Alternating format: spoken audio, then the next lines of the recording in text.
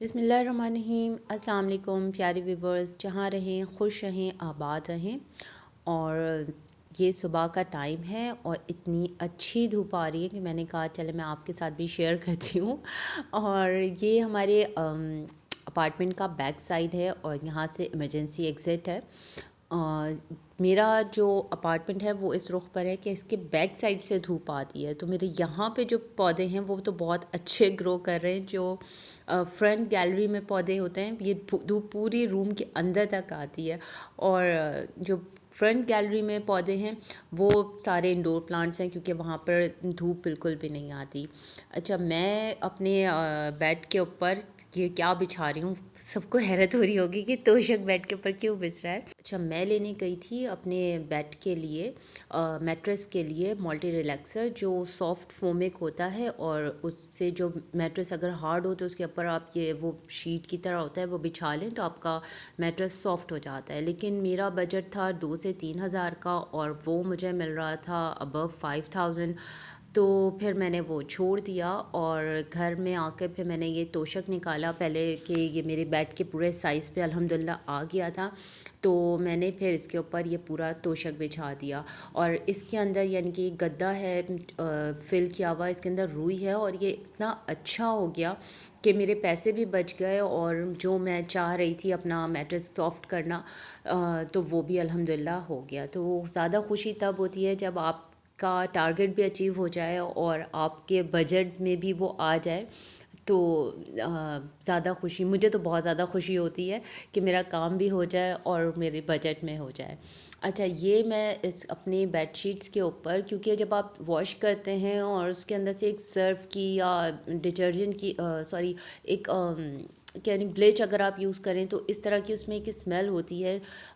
तो मैं सॉफ्टलाइन वगैरह यूज़ नहीं करती, और करती भी हूँ तो वो फिर विंटर क्लोथ्स के साथ, जैसे टॉवल है या फिर स्वेटर्स वगैरह हैं, इनमें रेगुलर यूज़ नहीं करती। तो ये मैं छोटी सी इत्र की बॉटल है, इसको अपनी मर्ज़ी के खुशबू जो भी आपको पसंद हो आप उसमें फ़िल करा लें। उसके ऊपर बॉल होती है, इनके रोल ऑन है ये। और मैं अपनी पूरी बेडशीट पे और मैट्रेस के ऊपर वो जो कंफर्टर होता है उसके ऊपर इसको अच्छे से रोल कर देती हूँ। तो बहुत मतलब काफ़ी दिन तक, ऐसे आफ्टर अ वीक अगर आप बेडशीट चेंज करें तब भी अगर खुशबू अच्छी है तो वो लॉन्ग लास्टिंग होती है। और बहुत अच्छा कमरा, एक हल्की हल्की सी खुशबू, जिसे कहते हैं भीनी भीनी सी खुशबू आपके कमरे में रहती है और सोने में भी बहुत अच्छा लगता है, एक अच्छी फ्रेश फीलिंग आती है। तो बस ये था, मैंने अपने बेड सेट किया और इतनी अच्छी धूप आ रही थी कि बस मेरा दिल आज बाग बाग हो रहा था, क्योंकि अब जो है वो मौसम बाहर की तरफ जा रहा है। अभी तो फ़िलहाल ठंड है यहाँ पर, और आज भी काफ़ी दिन के बाद ये धूप निकली थी तो बस एक अजीब सी खुशी हो रही थी धूप देखकर भी। वाकई हर चीज़ अल्लाह की नेमत है, और कोई भी चीज़ बहुत दिन तक आपके पास ना रहे ना तो फिर उसकी कदर ज़्यादा महसूस होती है। और ये मेरी बेटी, इनको कुछ ना कुछ बनाना होता है, बस ये जो भी वो क्राफ्ट देखती हैं फिर उसके बाद इनको ये होता है कि मैं ये बनाती हूँ वो बनाती हूँ। ये शॉपर लेके से बना रही थी, पैराशूट बना रही थी, और वो इसको गैलरी में ले जाकर उड़ाना था इनको, क्योंकि आज हवा काफ़ी थी। तो इन्होंने अपने ये इसको काटा है, पहले प्लेट रख के इसकी कटिंग की है, फिर उसमें होल किया है और नीचे एक छोटा सा कोई आदमी इन्होंने इसमें लटकाया है। तो मैं इसको ये कहती कि कोई वेट देने के लिए कोई चीज़ लटकाओ ताकि ये वेट से फिर नीचे ऊपर हो सके। और ये जो है वो काइट बन गई पैराशूट बनने के बजाय। और ये यहाँ से इन्होंने उड़ाया और इनके फिर जो है वो थ्रेड, उसमें से धागा बांधा हुआ था रील के साथ, वो खुल गया और ये सचमुच का पैराशूट हो गया कि जो बाहर ही चला गया। बहुत अच्छी हवा थी, धूप थी लेकिन धूप के साथ हवा भी बहुत तेज़ थी और बहुत ठंडी हवा थी। और ये देखें, ये बाहर जा रहा है और फिर अंदर आ रहा है और फिर लास्ट में इसकी रील ही खुल गई बेचारी, और ये सचमुच पैराशूट बन के ही उड़ गया।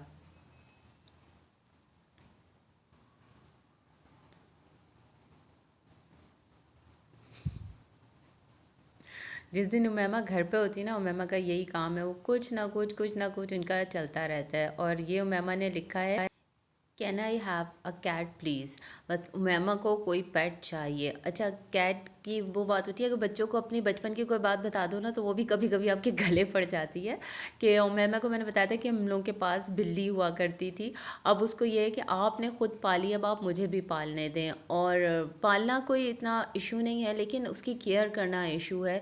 क्योंकि जैसे आप अगर ट्रैवल कर रहे हों, यहाँ से वहाँ कहीं जा रहे हों, लॉन्ग वेकेशन पे जा रहे हों, तो फिर आप इन्हें कहाँ छोड़ के जाएंगे। बस सबसे बड़ा जो इशू है ना इनको पालने का, क्योंकि पालना किसी भी चीज़ को लेना आसान है।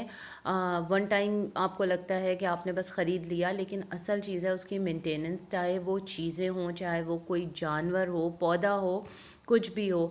मेरे पास पहले काफ़ी बड़े साइज़ में एक्वेरियम था, लेकिन वो भी मैंने इसी वजह से हटाया क्योंकि मेरा कराची आना जाना काफ़ी रहता था और कभी कभी काफ़ी लंबे टाइम के लिए भी होता था।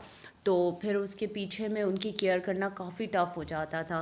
और ये इन्होंने पहले बनाई, इसकी पेंटिंग थी पैराशूट की, और फिर उन्होंने उसको उड़ाया, बना के प्रैक्टिकल भी किया। और उनकी टेबल पे, स्टडी टेबल पे उनके डॉल्स भी पढ़ाई करती हैं उनके साथ। बस उमैमा माशाल्लाह काफ़ी क्रिएटिव है, और कुछ ना कुछ उसका ये होता है कि वो अपना, ये उन्होंने अपने चॉक बोर्ड का डस्टर भी खुद ही बनाया है। बस उसका यही काम है, वो क्राफ्ट देखती रहेंगी और बनाती रहेंगी। बस जी, मेरा बाहर का काम कंप्लीट हो गया और अब मैं किचन में दोपहर के लंच की तैयारी कर रही थी। उसमें मैंने बनाया है बीफ़ की बिरयानी, और ये बोनलेस बीफ था। मुझे पता है बिरयानी बनाना सबको आता है, बल्कि बहुत अच्छी आती होगी। मैंने एक दो एक्सपेरिमेंट किया तो मुझे कुछ उसमें से टिप्स मिली, और मेरा एक्सपेरिमेंट कामयाब रहा, तो मैंने कहा चले मैं आपके साथ शेयर करती हूँ। बोनलेस बीफ में कभी ऐसा होता है कि गोश्त जो है वो, क्योंकि इसमें बिल्कुल ड्राई गोश्त होता है, तो ये हार्ड हो जाता है।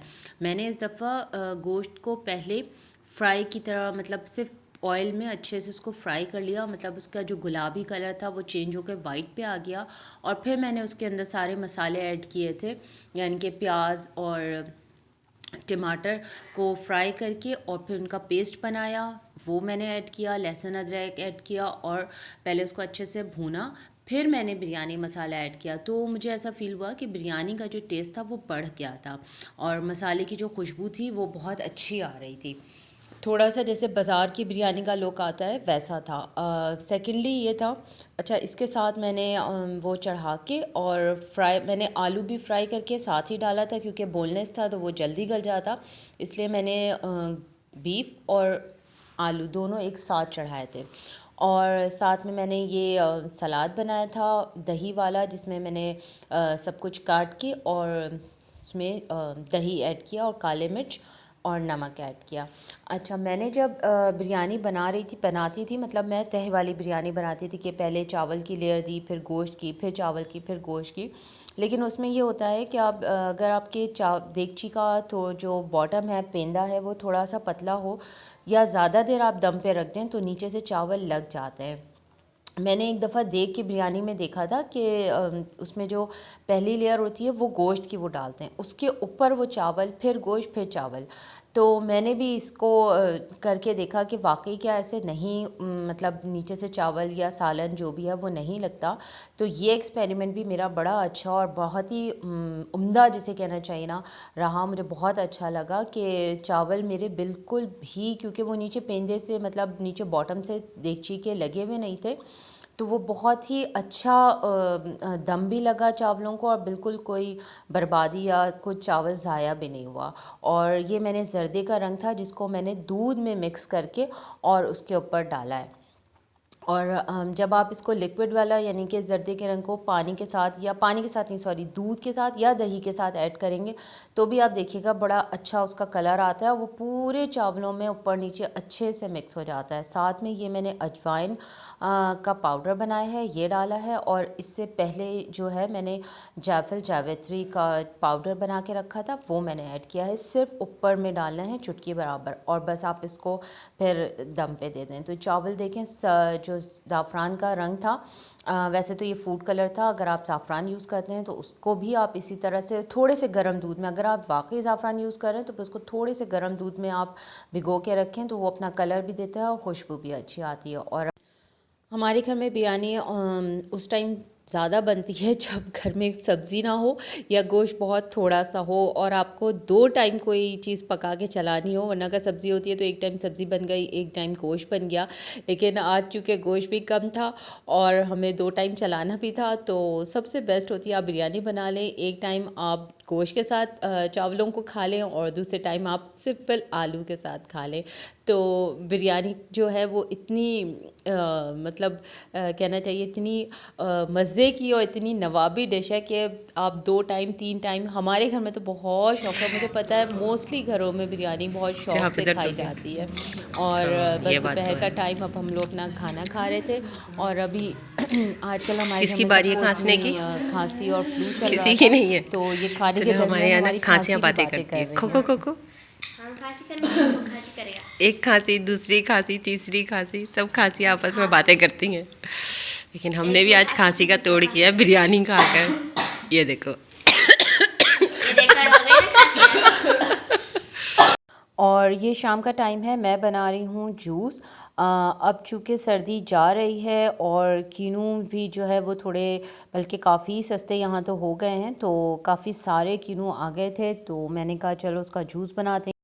और पिछले दिनों हमारी फैमिली में सभी को, बच्चों को, मुझे, सबको खांसी खूंसी बहुत ज़्यादा चल रही थी। मतलब हम लोग खांसी की ज़बान में बात कर रहे थे, पहले एक बंदा खौं करके खांसता, फिर दूसरा बंदा खांस रहा था, तो यही सब चल रहा था। खैर मैंने कहा अब जाती सर्दी में जल्दी जल्दी जितना ज़्यादा विटामिन सी इंटेक कर सकते हैं ऑरेंजेस से आप लोग कर लेते हैं हम लोग।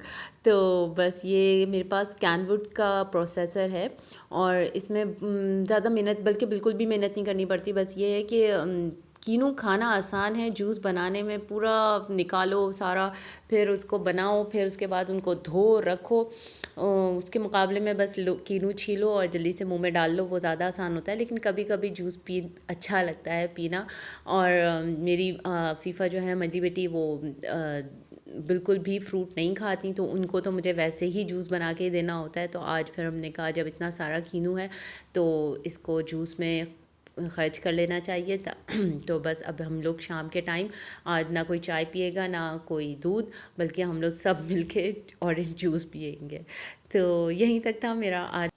और ये ऐसा टाइम होता है कि बच्चे अपनी सारे दिन की कारगुजारी सुनाते हैं, तो अच्छा होता है, बच्चे अपने फ़्लो में अपनी सारी बातें कर जाते हैं। उसमें से जो काम की बात होती है वो हम रख लेते हैं अपने ज़हनों में, और जो नहीं होती उसको हम खुद ही फ़िल्टर कर देते हैं। तो बस यहीं तक था मेरा आज का व्लॉग, और उम्मीद करती हूँ कि आपको पसंद आया होगा। इंशाल्लाह नेक्स्ट व्लॉग में मुलाकात होगी, तब तक के लिए अल्लाह हाफ़िज़।